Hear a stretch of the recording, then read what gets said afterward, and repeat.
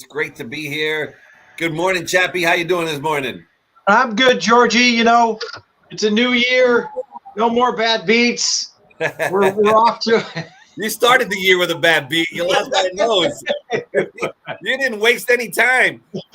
First day of the year, you got nosed out by of course, Flavian Pratt. I think, yeah. I think our friend Joe did as well. So we had a little discussion here before the show. Well, you did too, George. So all three of us had the same horse. Yeah. He just was too far back, Joe, huh? Yeah, just too much work to do. He came running, made it closer than I thought it probably was going to be, but it never is easy losing when it's that close. And How would you like? We spent the entire day, Joe, the entire office from race one. We were looking forward to that race, and everybody was singing "Domo Origato, Obrigato, Mr. Roboto." We were singing all day long. Oh, I love it. I love it. And how would you like to? I mean, look, us as gamblers, but the Glatt Barn, they lost Beer Can Man by a nostril, and then Allegato by a nostril. It's been quite a stretch of bad beats for the barn. I mean, starting with Dr. Scheibel back in the Breeders' Cup Sprint to just get nailed like they did there, and then two like that are always tough. So in the end, their horses ran great. Beer Can Man, what a cool horse he is! Shows up and runs every time. You love to have a horse like that, but it's never easy losing that close on the wire. Well, George, as it's like Bob Seger said, which these two probably they're too young for it. Let's turn the page and move on to today. Yeah.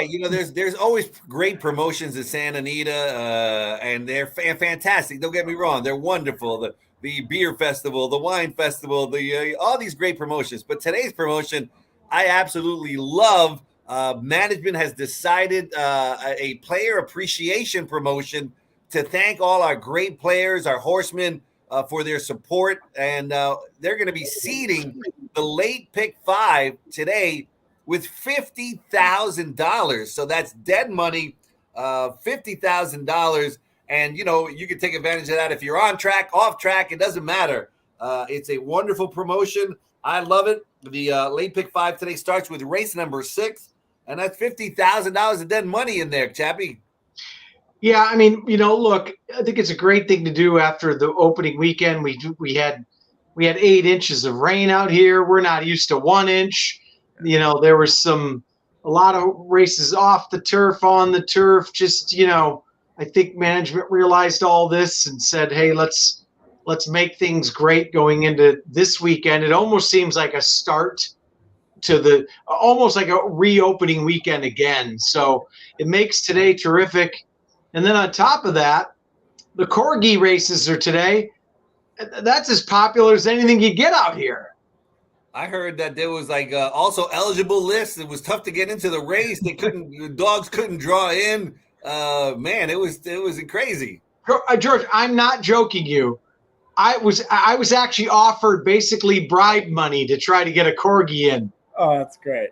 From out of state. We'll give any donation we can anywhere you want, But I tried. I was going to take the money. It just didn't work. I couldn't get it in. Yeah, no. And people, they're trying to enter. I know that myracedog.com tried to get a dog in the race. It couldn't. It was on the AE as well. Well, you never know. After today, it might actually have to come to fruition. Well, that and then the My Bulldog. There's the My Bulldog race at some point as well, right? Yeah. Bulldog race too. Yeah. But Joe, hey, now that we have you on, I know it's been a little bit quiet yesterday. You had Moonlight Dior run yesterday, and I think the pace got to you. You were far back early. As Don Chatloy joins the crew here. Sorry, guys. That's okay. Before we get to Don, Joe, tell us a little bit what's going on with not only My Racehorse but Edge Racing as well. Yeah, kind of a slow period, time of the year, end of the year, start of the new year. But My Racehorse, they're still constantly growing, expanding.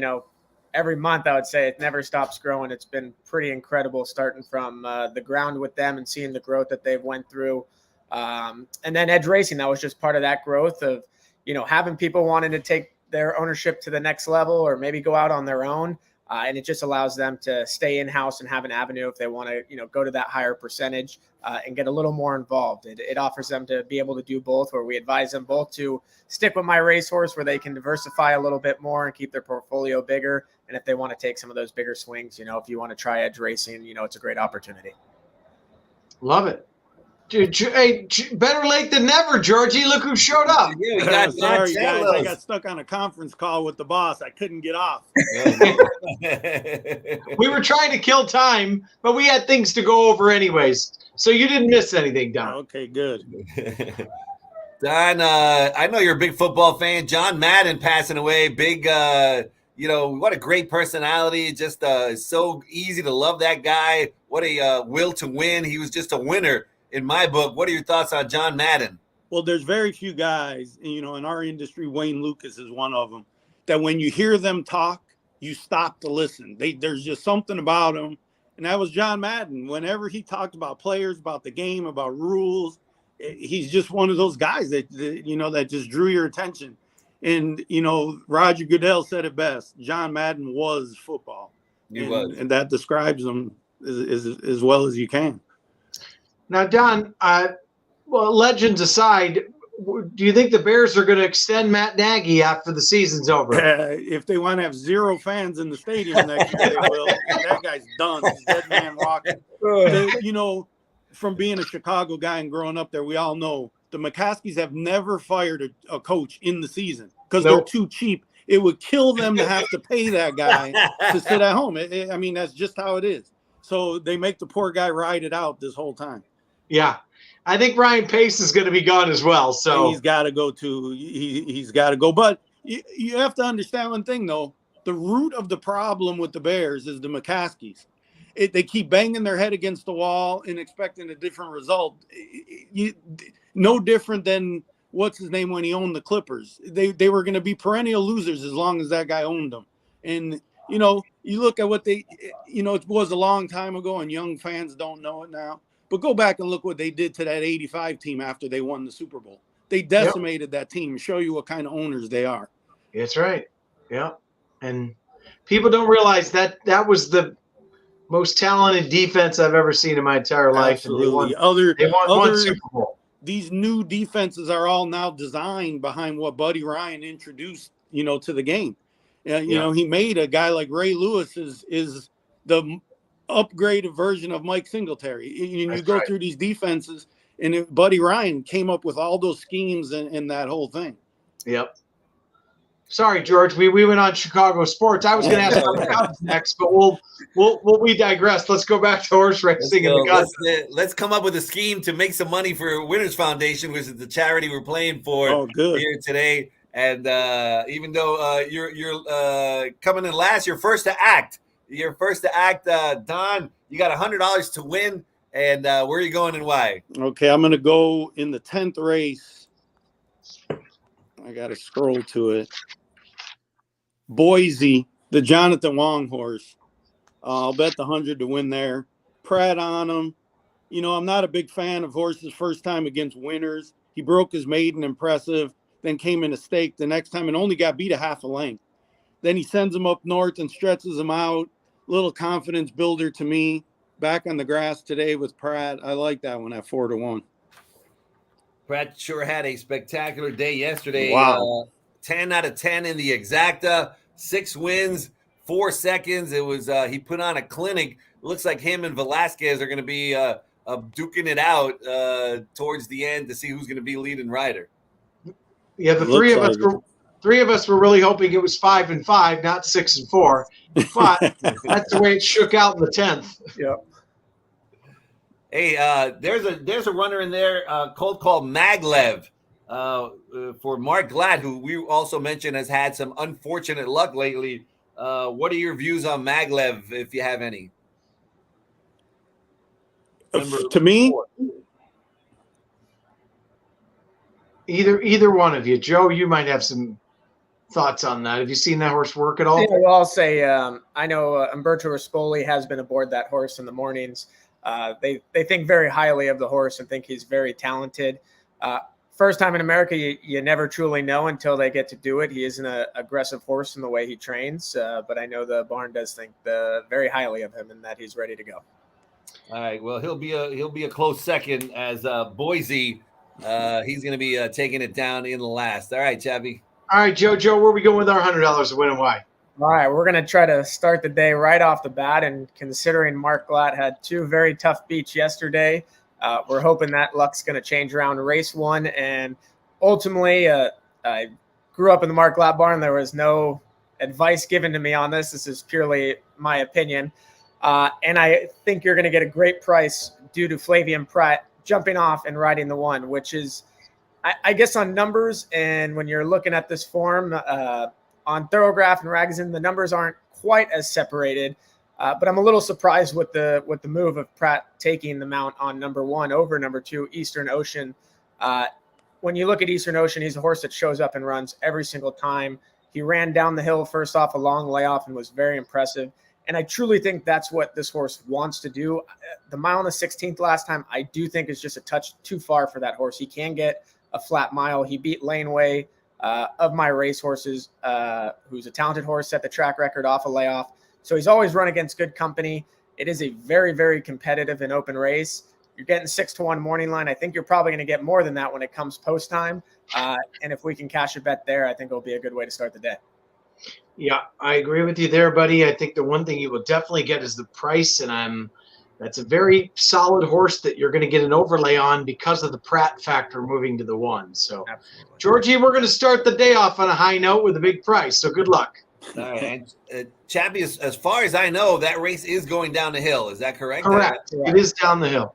It is firm and down the hill. Perfect. All right. Johnny, where are we going for your Exacta? You got $100 to work with. Oh, I'm going to go Chalk City for the Exacta.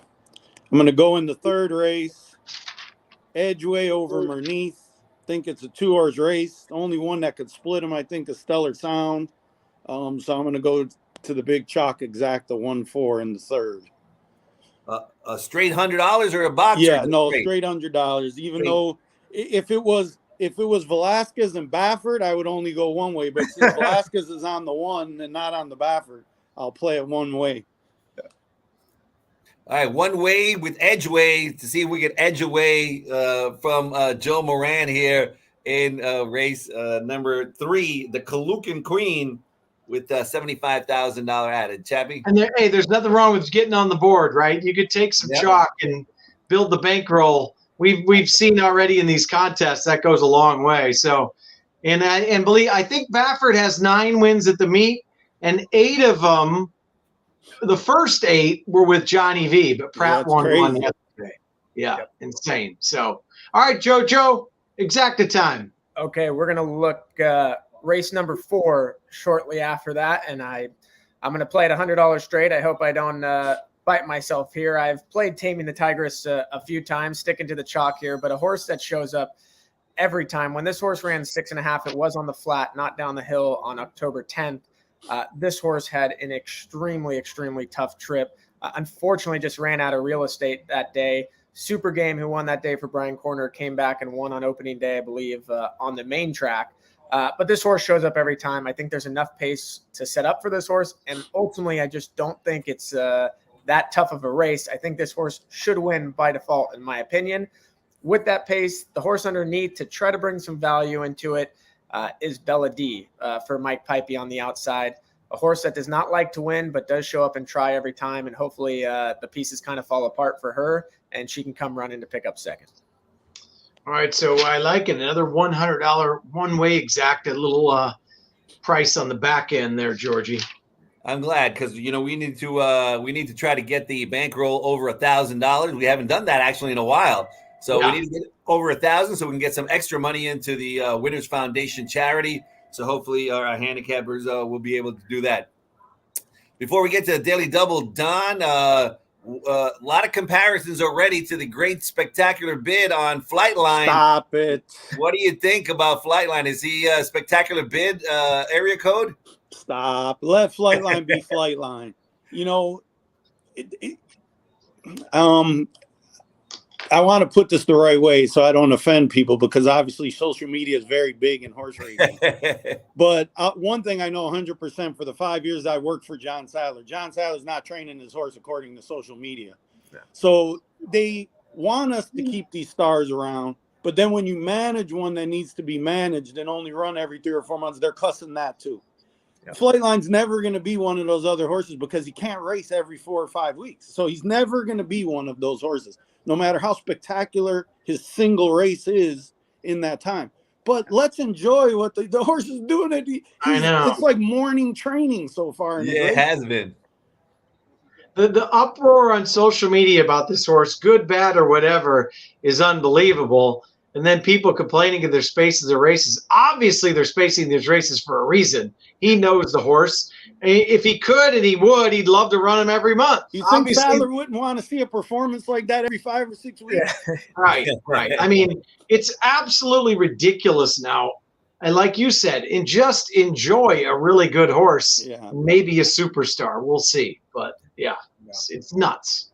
It's nuts. It's pretty exciting, man. It's just it was scintillating. All right, you got $100 to work with on your daily double. Where are we going there, Don? Okay, it was hard to string 2 races together, but I'm going to try to beat the shooter shoot with Divine Armor. So I'll go Divine Armor in the 9th to my Boise in the 10th.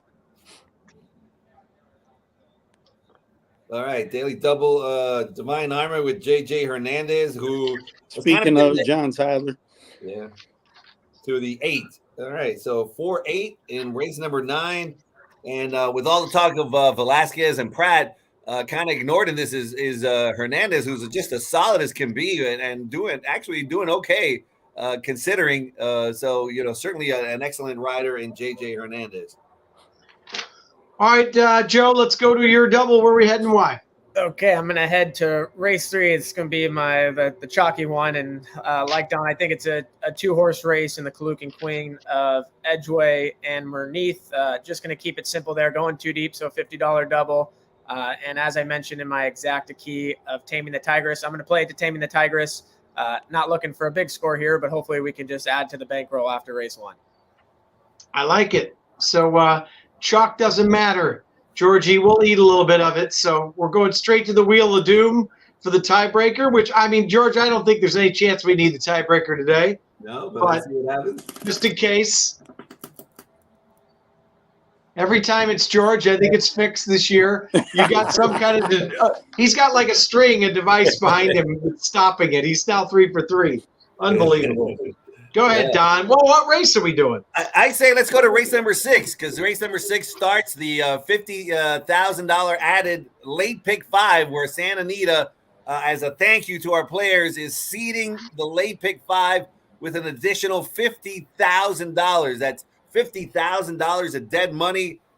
It's a great bet. I know Chappy loves betting the pick 5. He usually bets numerous pick 5s. I love betting the pick 5. And when I heard this news, it was like, fantastic news. I'm going to put in a bigger ticket than I normally play, and it's going to pay much more than it normally pays, because that $50,000 is going to make a big difference in the payout. I'm with you. Let's go, Don. What are you thinking? This is a wide open race. This is one I stayed away from. You got the Mike Smith Bill Spar. I can't go there. I'm going to go with the 7 Rispoli and Bob Hess. All right, Ottawa Fire with Rispoli for Hess in the 6 for the tiebreaker. A really, really, really tough race. How about you, Joe? Yeah, well, I'll go right inside number 6, John Sadler, Impossible Task. I believe Flavian Pratt has been named since to ride this horse. I don't know if that's official. If the 13 is the 13 out. It's not official yet. If the 13 is out, Pratt is riding the 6. Okay, I know that. Either way, either way, I'm sticking to my guns there. I think this horse will handle the turf, as Don said. Wide open race. Kind of interesting. They brought these starter allowance non-3s back in the picture, and it's sure almost tougher than a other than when you really look at it when it comes down to it. So it's going to be an interesting race. Yep. And what a great way to start this pick 5, right? Like we all said, full field and looks like nearly impossible. So I Absolutely. might be hitting the Chappy button there. And It's a lot of value here. All right. Well, Chappy New Year to you, gentlemen. Chappy New Year. Hopefully, we'll have a great New Year moving forward. And one of you two will come back probably in February for round 2 because we got we got 16 on each team, so we got 32 players to start it off. And if you guys are the last man standing, you're going to win $1,000 cash. So good luck to you, and we'll see one of you guys back in February. You guys, in the meantime, we're going to watch some dog racing in the infield, the corgis racing. We're going to be playing the Pick 5 and having a great time here at Santa Anita. You guys have a great day, and hopefully we'll have fun. Thanks, guys. Have a good one. Thanks, guys. Good luck. Good luck, Joe.